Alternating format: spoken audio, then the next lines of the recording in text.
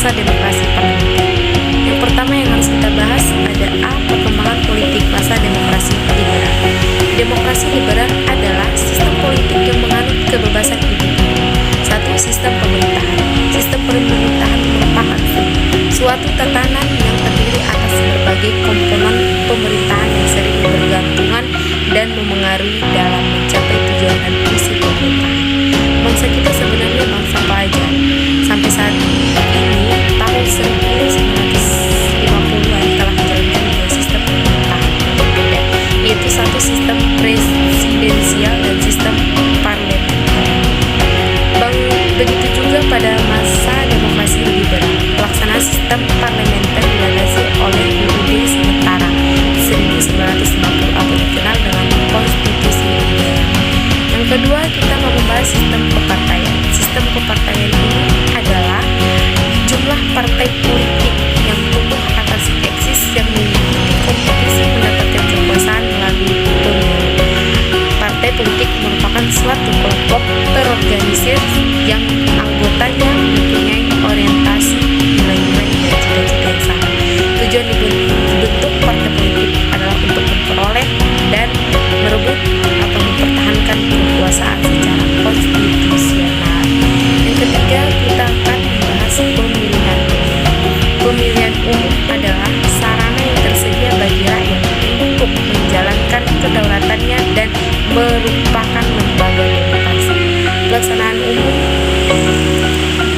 Pelaksanaan pemilihan umum 1955 bertujuan untuk memilih wakil-wakil rakyat yang akan duduk dalam parlemen dan dewan konstituante. Tahap pemilihan sejarah Indonesia 67 umum 1995 dilaksanakan dalam dua tahap. Tahap pertama untuk memilih anggota parlemen yang dilaksanakan pada 29 September 1955 dan tahap kedua untuk memilih anggota Dewan Konstituante atau Badan Pembuat Undang-Undang Dasar dilaksanakan pada 15 Desember 1945. Kemudian di sini juga kita akan menjelaskan bagian B, mencari sistem ekonomi nasional. Satu, pemikiran ekonomi nasional. Pemikiran ekonomi pada 1950-an pada umumnya merupakan upaya mengubah struktur perekonomian kolonial menjadi perekonomian nasional. Yang kedua, kita akan membahas sistem ekonomi liberal.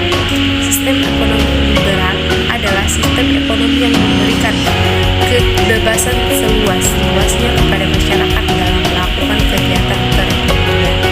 Sesudah pengakuan kedaulatan, pemerintah Indonesia menanggung beban ekonomi dan keuangan yang cukup berat berdampak dari disepakatinya ketentuan KMU.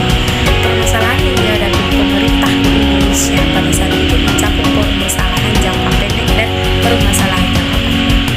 Pada era ini, pemerintah mengalami defisit sebesar 5,1 miliar rupiah. Namun sejak tahun 1991, penerimaan pemerintah mulai berkurang disebabkan menurunnya volume perdagangan internasional.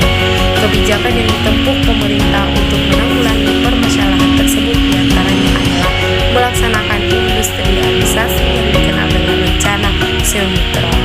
Upaya yang dilakukan lainnya adalah upaya pembentukan Biro Perancang Nasional pada masa Kabinet Ali II dengan tugas merancang pembangunan jangka panjang. Sekian dari pelajaran